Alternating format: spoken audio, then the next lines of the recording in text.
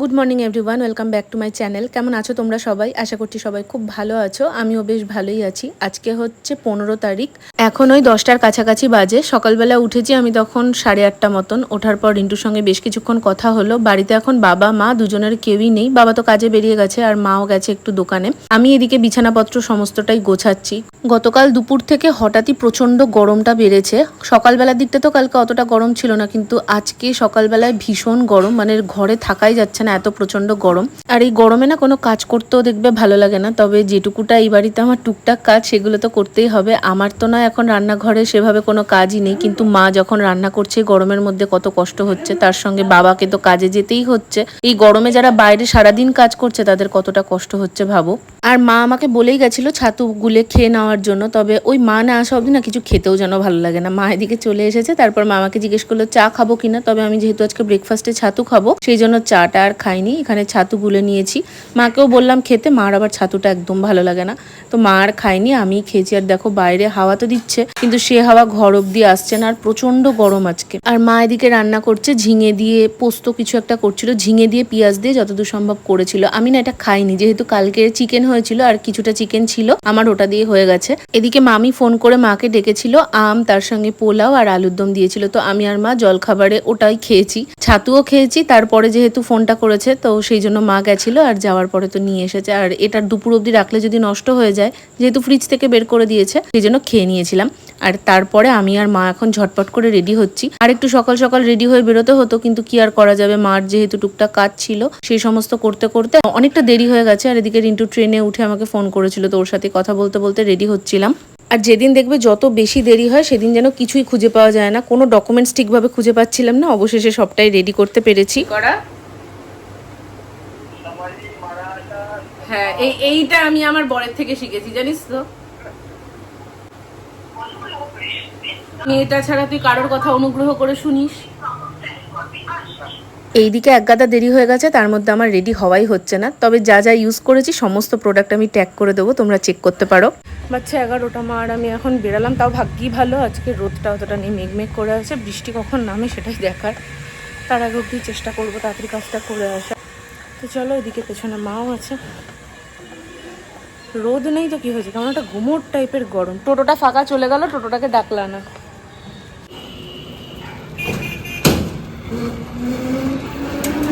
আমাদের এখানে সব থেকে বড় অসুবিধা কি জানো তো, টোটো পাওয়াই যায় না। তবে আজকে কি কপালের জোরে টোটোটা পেয়ে গেছিলাম ঠিকঠাক, তাই জন্য বেশিক্ষণ দাঁড়াতে হয়নি।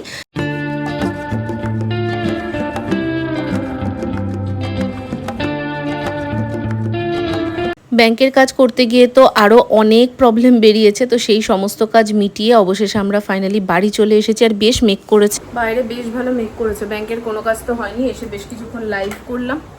চলো ফোনটাকে একটু চার্জে দিয়ে নিই, নাহলে কোন সময় পুরুত করে কারেন্ট চলে যাবে। স্নান কমপ্লিট করে আসলাম, স্নানে যাওয়ার আগে তোমাদের দেখালাম কি প্রচণ্ড মেঘ করেছিল। আবার একদম এমন রোদ উঠে গেছে মনে হচ্ছে মাথা ফেটে যাবে।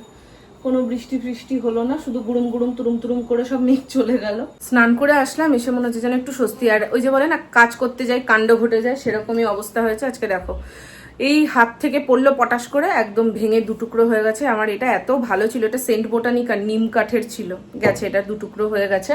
আসলে না কি বলতো, মানে এটা ব্যাগের মধ্যে ছিল, তো ওইখানে না ব্যাগের মধ্যে রেখে রেখে কোনোভাবে ক্র্যাক পড়ে গেছিলো, আর তারপর আজকে ড্রপ খেয়েছে, পুরো ভেঙে গেছে।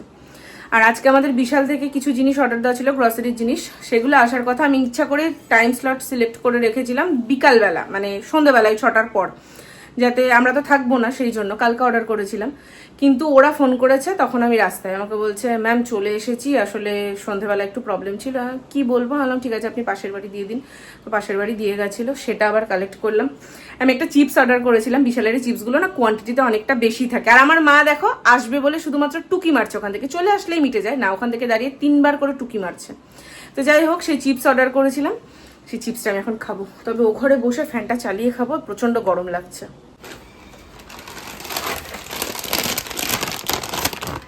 এই দেখো ফার্স্ট ক্রপের এই টমেটো পোট্যাটো চিপস এটা নিয়েছিলাম। এটা না এই মশলাটার টেস্টটা মারাত্মক লাগে খেতে, তো এটা একটা নিয়েছিলাম। এটার দাম কত আছে বলো তো? এটার দাম আছে 32 টাকা, তবে এটা পড়েছে ওই 20 টাকা না 18 টাকা এরকম। তার সঙ্গে এই একটা তেল নিয়েছি, মা এখনও ঢালেনি। এটা হচ্ছে, দাঁড়াও দেখতে পাচ্ছ আশা করি, রাইস ব্র্যান্ড অয়েলের। ফার্স্ট ক্রপের এটা নিয়েছি, ওই সাদা তেল। সামনেই তো ষষ্ঠী আছে, তো মা ষষ্ঠীর দিনকে নিরামিষ খায়, সেই জন্য এটা নেওয়া হয়েছে। দাওয়াত রোজানার এই বাসমতি রাইসটা নিয়েছি, ফ্রাইড রাইস বা পোলাও ওই সমস্ত করার জন্য এটা বেশ ভালো। আর একটা কিসের ছিল, ওটাও ভালো ছিল, তবে এর আগে আমি দাওয়াতটা ট্রাই করেছিলাম, বেশ ভালোই ছিল, তো সেই জন্য দাওয়াতের এই গোল্ডটা নিয়েছি। এটার দাম না আমার ঠিক মনে নেই। আর একটা নিয়েছি চিনি, এই দেখো চিনি, এটা তো এই তো নেওয়া হয়েছে। তবে এই চিনিটা না আমি অর্ডার দিইনি, আমি অর্ডার দিয়েছিলাম ওই ফরচুনেরটা, এটা দিয়ে দিয়েছে। লাঞ্চে আজকে ছিল কালকের লেফটওভার কিছুটা চিকেন, তার সঙ্গে ভাত, আলু ভাজা আর ওই চিচিঙ্গা তরকারি ওটা দিয়েছিল, যেটা আমি খাইনি। আর তার সঙ্গে তো ডাল ছিলই। খাওয়া দাওয়া করে ঘুমিয়েছিলাম। আর ওই 4টে সাড়ে 4টে নাগাদ মেঘ করে এসেছে, আর তার সাথে সাথে কারেন্ট চলে গেছে। এখানে মেঘ করে হাওয়া উঠতে পারে না, তার আগেই কারেন্ট চলে যায়।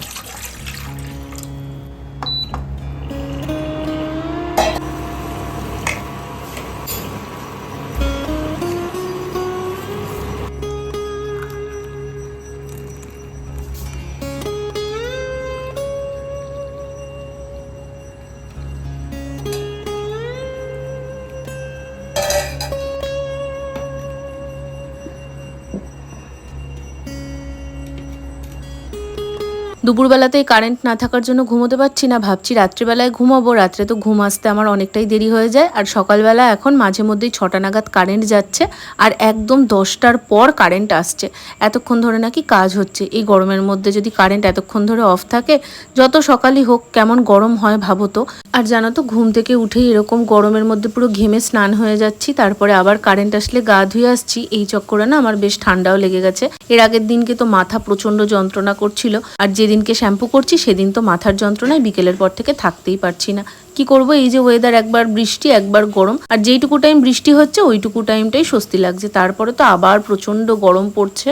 তোমাদের দিকের ওয়েদার কেমন আর গরম কেমন পড়েছে অবশ্যই কমেন্টে জানিও। আর মা জানো তো এই গুগলি বিস্কুটগুলো নিয়ে আসে, এগুলোতে ওই কালো জিরে দেওয়া থাকতো বলে আমি একটা টাইমে খেতাম না, তবে এখন কি জানি বেশ ভালোই লাগে। বিয়ের আগে আমি যা যা খেতাম না, বিয়ের পর এখন দেখি সেগুলো খুব একটা খেতে খারাপ না, আমি একটু বেশি ঢং করে খেতাম না। তো এই বিস্কুটগুলো এখন বেশিরভাগ সময় নিয়ে আসা হয়, আর এই বিস্কুটগুলোই কিন্তু চা দিয়ে খেতে বেশ ভালো লাগে।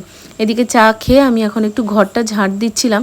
আসলে আমাদের মাটির উঠোন তো, সেই জন্য ঘরটা যেন একটু বেশি নোংরা হয়ে যায়। নোংরা বলতে প্রচন্ড ধুলো ধুলো গুঁড়ো মাটি পুরো দেখা যায়, সেটা একটু ভালো করে ঝাঁট দিয়ে নিলাম।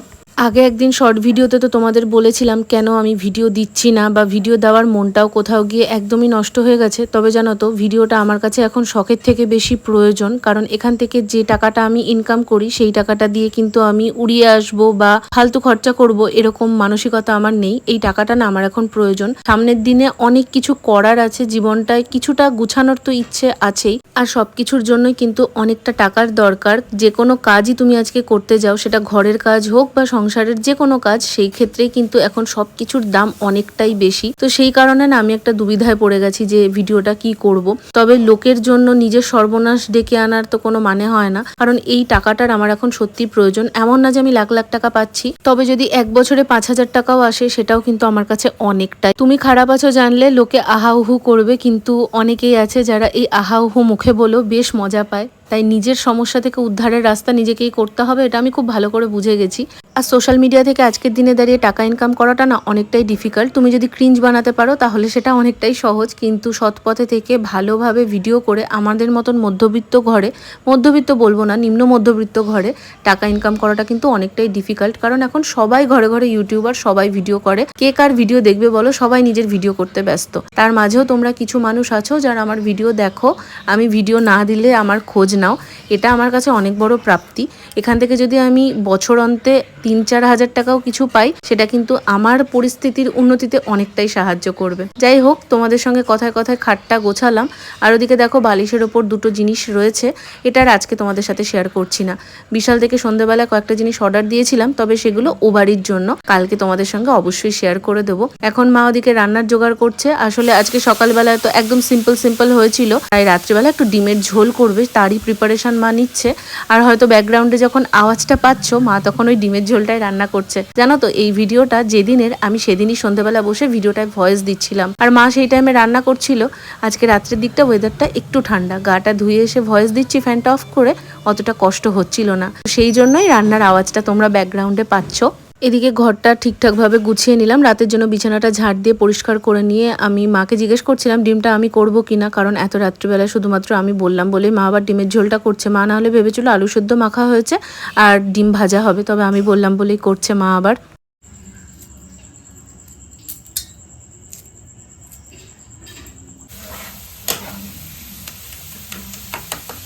মা বলেছিল ডিমটা সেদ্ধ করে নিয়ে করবে, তবে আমার ডিমের মামলেট করে খেতেই বেশি ভালো লাগে, তো সেই জন্য মামলেট করা হয়েছে দুটো, আর তার সঙ্গে হয়েছে দুটো সেদ্ধ করে, ওটা বাবার জন্য। আর এত রাত্রে যেহেতু করা হচ্ছে, একেবারে একটু বেশি করেই করা হচ্ছে যাতে কালকে দিনের বেলাটাও হয়ে যায়। বাচ্চা এখন পুরোপুরি 11টা, রিন্টু এইমাত্র পৌঁছালো, ফোন করলো, আর আমাদের ওদিকে ডিনার হয়ে গেছে। তো আজকে আর সেরকমভাবে কিছুই দেখানোর নেই। চলো তাহলে আজকের ব্লগটা এখানেই শেষ করছি, দেখা হবে খুব শিগগিরই নতুন কোনো ভিডিওতে। আজ তবে আসি, গুড নাইট, টাটা।